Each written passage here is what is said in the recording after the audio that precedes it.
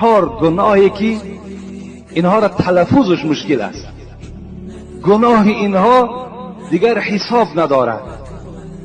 70 قرآن سوزاندن، 70 پیغمبر را قتل کردن، 70 بار با مادر خود زنا کردن، 70 دختری جوان بکارت دور کردن.